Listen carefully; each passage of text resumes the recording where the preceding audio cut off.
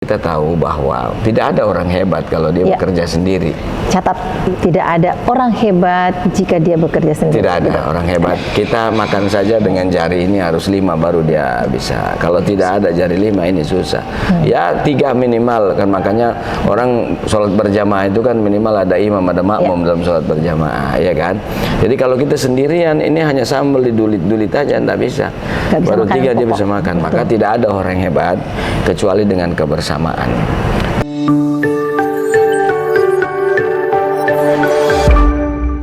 Assalamualaikum warahmatullahi wabarakatuh. Selamat malam teman Bunda. Apa kabar? Kita di sini bersama Bunda dalam Inspirasi Bunda, dari hati menginspirasi. Alhamdulillah malam ini kita bersama seorang tokoh nasional dari DPR RI, yaitu Ustadz Jazuli. Selamat malam Pak. Assalamualaikum. Waalaikumsalam Bunda. Alhamdulillah di tengah-tengah kesibukan beliau, padatnya jadwal kunjungan kerjanya di Makassar, Bunda menculik beliau, menculik ya, dan untuk menyapa teman-teman Bunda di Kota Makassar. Kita langsung saja, malam ini kita santai saja perbincangannya, tidak seperti kemarin-kemarin temanya agak berat, isu-isu nasional yang sedang hot, tapi saat ini kita ambil waktu beliau untuk sesuatu hal yang agak privasi. Nggak apa-apa ya Ustadz ya? Yes. Yes, luar biasa. Terima kasih Ustadz. Dan kalau pejabat publik nggak boleh ada yang privasi. Yes. Semuanya harus terbuka. Ya, teman-teman Bunda pasti ada yang kepo seperti apa kehidupan pribadi beliau, ya. Seorang tokoh nasional, beliau adalah ketua fraksi PKS DPR RI, luar biasa, dan beliau sudah 3 periode ya Ustadz ya? 4 periode. 4 periode. Alhamdulillah. 4 periode DPR RI. Ketua fraksinya periode kedua. Ketua fraksinya periode kedua, luar biasa pengalamannya. Alhamdulillah. Tapi kita yang ringan-ringan saja malam ini Ustadz. Yes. Ya. Oke Ustadz, kita mulai dari hobi. Hobi. Ya. Hobi Ustadz itu apa sih? Ya. Hobi ini macam-macam, apa makanan, apa. Kalau makanan ya semua makanan saya hobi. Bahkan saya hobi masak juga. Saya bisa masak, dan istri saya yang pertama kali bisa masak itu saya ngajarin.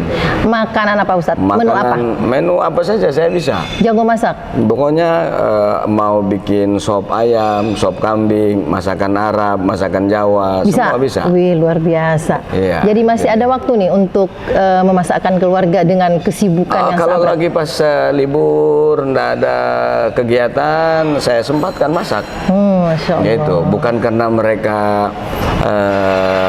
tidak ada makanan, bukan karena tidak ada yang bantu, tetapi lebih kepada saya ingin di tengah-tengah kesibukan saya tetap merawat hubungan saya dengan keluarga. Salah satu diantaranya mempersembahkan makanan yang saya masak dengan olahan saya sendiri. Luar biasa. Gitu. Ini berarti bisa jadi chef ya? Ya, bisa juga. Kalau nanti udah pensiun. Udah pensiun dari DPR RI, bisa buka restoran jadi chef. Oke, selain itu Ustadz, itu kan tentang makanan ya. Yang lain. Yang berikutnya saya suka olahraga. Olahraga apa itu sepeda. Makanya setiap hari saya posting tentang foto bersepeda. Sebenarnya tujuannya selain saya juga supaya menjaga kesehatan, kebugaran.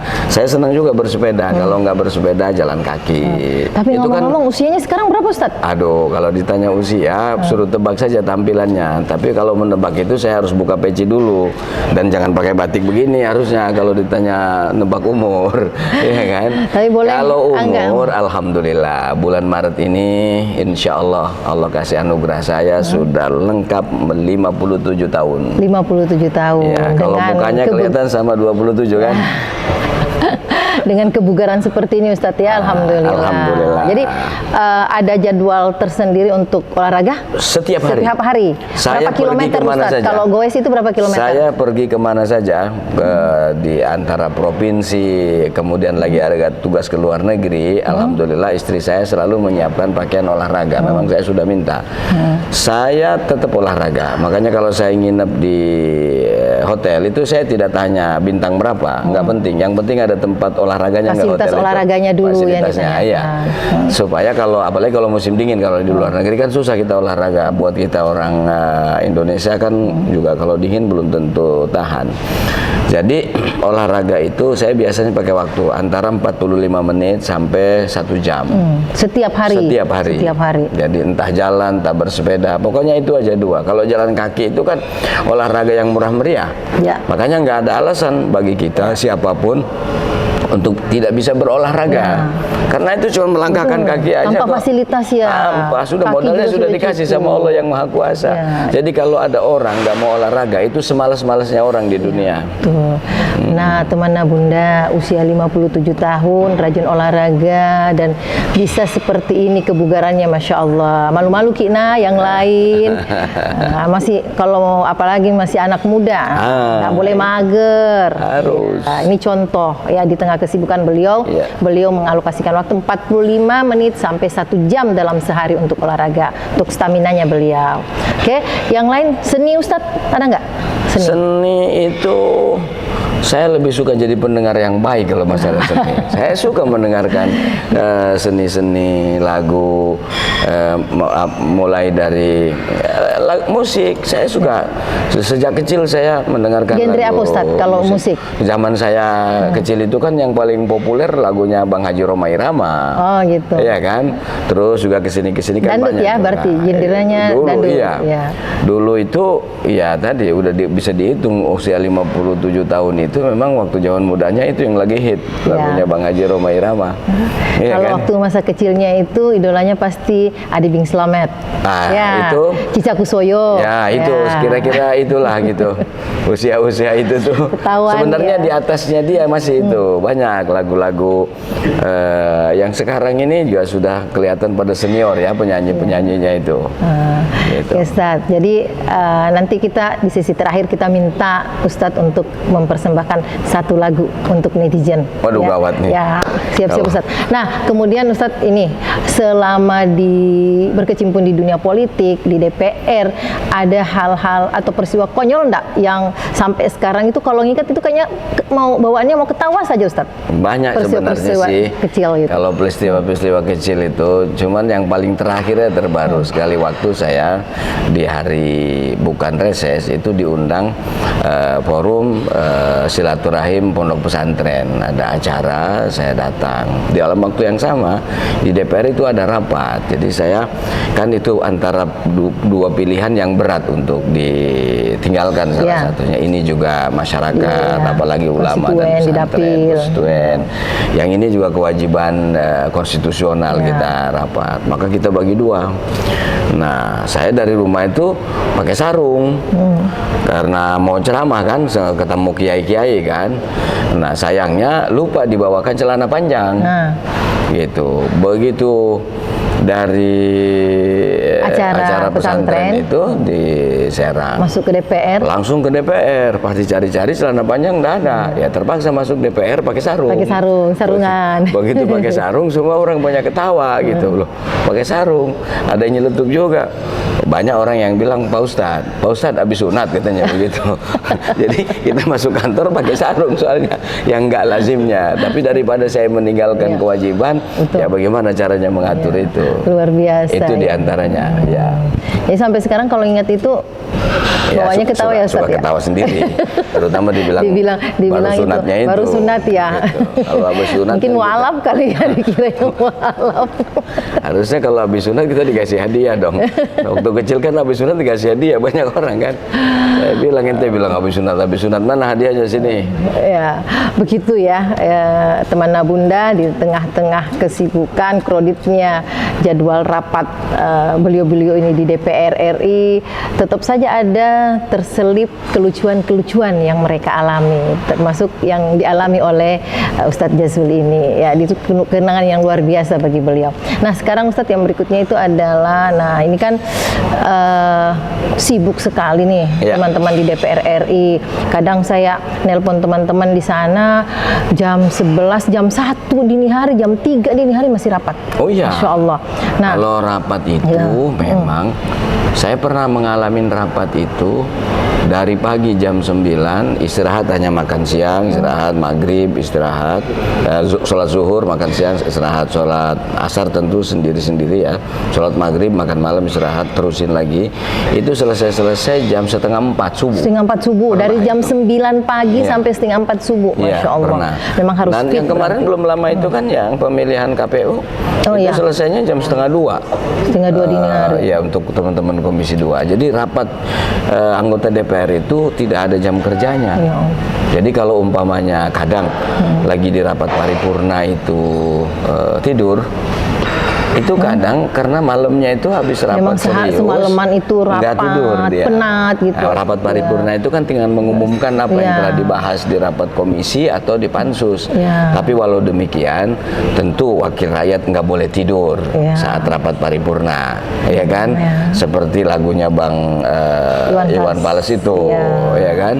Jadi kalau masalah itu memang luar biasa, tidak ada jam kerjanya. Nah, di tengah-tengah kesibukan itu, Bunda mau nanya apa? Ya, ini sebagai keluarga kan Ustadz kan punya anak gadis, anak remaja, ya pasti kan butuh kebersamaan dalam masa-masa remajanya, butuh tempat curhat.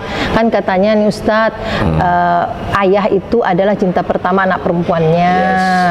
Nah, gimana nih kedekatan Ustadz dengan anak perempuannya, sementara Masya Allah banyak sekali, padat sekali jadwal di DPR RI. Pertama, komunikasi dengan anak dan keluarga, apalagi sekarang di era teknologi digital yang canggih ya, itu tidak harus menggunakan fisik dengan fisik. Itu maksudnya tidak harus ketemu. Kita bisa menggunakan komunikasi itu dengan alat komunikasi seperti handphone, dengan video call dan seterusnya. Tetapi ketemu secara fisik itu kadang-kadang kita berangkat mereka belum bangun, pulang sudah tidur. Kita pulang mereka sudah tidur, tidak ketemu. Nah, tetapi terkait dengan pertemuan fisik, melepas kangen, bahkan menanamkan nilai pada anak-anak, nilai pendidikan. Itu kan yang paling penting, kualitas pertemuannya. Ada orang 24 jam bersama anaknya, tapi pertemuannya tidak berkualitas, maka tidak banyak memberikan dampak manfaat. Ada orang ketemu sehari semalam dengan anak dan keluarganya mungkin tidak terlalu banyak. Tetapi ketika pertemuan itu dibuat berkualitas, maka pertemuan yang singkat itu sangat berarti. Jadi mengoptimalkan pertemuan yang berkualitas. Saat kita ada waktu olahraga, kita ajak anak-anak sama-sama olahraga, bersepeda, jalan kaki. Itu salah satu merawat kebersamaan itu ya Ustadz ya? Ya, dengan berolahraga ya. Kemudian juga karena kalau subuh kan pasti ada di rumah kalau nggak keluar kota. Kami biasakan itu dalam setiap pekan sekali, sesibuk kayak apapun, di hari libur itu habis sholat subuh kita tadarus Al-Quran sama-sama. Semua baca 5 ayat, nanti kita minta salah satunya menerjemahkan. Setelah itu baru saya kasih ulasan-ulasan. Itu rutin tuh Ustaz? Ya, kita lakukan secara rutin. Setiap hari libur kalau saya ada di rumah. Gitu. Kalau saya ada di luar kota seperti sekarang ini, komunikasi tetap tidak putus. Terutama tadi anak perempuan. Kebetulan saya anak pertama saya itu perempuan. Dan memang dia sangat manja sama, betul kata Bunda tadi. Itu adalah sama ayahnya luar biasa. Makanya kemanapun saya selalu hubungi beliau dengan, ya tentu anak yang lain juga kita hubungi. Kita kan bikin grup keluarga. Ada saya, ada istri, ada anak-anak. Di situ. Ntar lagi ngapain kirim foto-foto lagi lucu-lucu dia dikirim gitu. Kita semua tahu akhirnya gitu. Tapi di antara sekian kebersamaan dengan keluarga itu yang paling menyenangkan dan paling dirindukan oleh keluarganya Ustadz itu apa? Saya bikin bagaimana, karena waktu kita terbatas, pertemuan-pertemuan itu selalu dibikin membuat mereka senang. Dan saya juga kayak umpamanya Jadi tidak ada ritual khusus gitu Ustaz ya? Tidak, kecuali yang ritual khusus itu tadi Itu, seperti tilawah bersama saat habis gitu sholat subuh. Kayak umpamanya, ini ada waktu nih, bagaimana mau sama-sama makan? Mau makan saya yang masak di rumah, atau kita makan pergi? Makan pergi itu bukan berarti harus di restoran mewah, ya kan? Yang penting kita banyak canda-canda, happy-happy gitu. Tetapi tentu yang tidak ngelantur, yang tetap dalam bingkai memiliki nilai-nilai pendidikan, kayak tebakan-tebakan. Kalau lagi di mobil bareng-bareng itu kan ngasah kecerdasan, gitu. Kita bikin sejarah mungkin dan banyak pengetahuan umum. Iya, kayak begitu. Oke Ustadz. Kira-kira itu. Terus yang terakhir nih, agak serius nih Ustadz nih, terkait dengan pidato Presiden waktu Rakernas kemarin. Ya, kan amanatnya ada 2 tentang transformasi dan kolaborasi. Nah, kolaborasi ini seperti apa sih Ustadz? Biar sekalian juga didengar teman-teman kader gitu, dan kemudian mereka bisa mengimplementasikan, bukan sekedar mendengar saja. Memang kolaborasi dan transformasi ini adalah tema Rakernas PKS tahun ini. Nah, transformasi ini kan juga tuntutan perkembangan teknologi digital. Sebagai partai politik tentu kita harus mengikuti perkembangan ini. Kalau itu bisa kita maksimalkan, tentu bisa kita lakukan. Ini luar biasa. Generasi milenial sekarang, bahkan kan kita punya bonus demografi generasi Z nantinya. Maka kita sebagai partai politik yang tentu subjek dan objeknya adalah manusia, maka semua generasi harus kita sentuh, harus kita rawat, harus kita berikan mereka pencerahan dengan teknologi sesuai dengan perkembangannya, ya kan? Kemudian tentang kolaborasi, kolaborasi kita tahu bahwa tidak ada orang hebat kalau dia bekerja sendiri. Catat, tidak ada orang hebat jika dia bekerja sendiri. Tidak ada orang hebat. Kita makan saja dengan jari ini harus 5 baru dia bisa. Kalau tidak ada jari 5 ini susah. Ya 3 minimal kan, makanya orang sholat berjamaah itu kan minimal ada imam, ada makmum dalam sholat berjamaah, ya kan?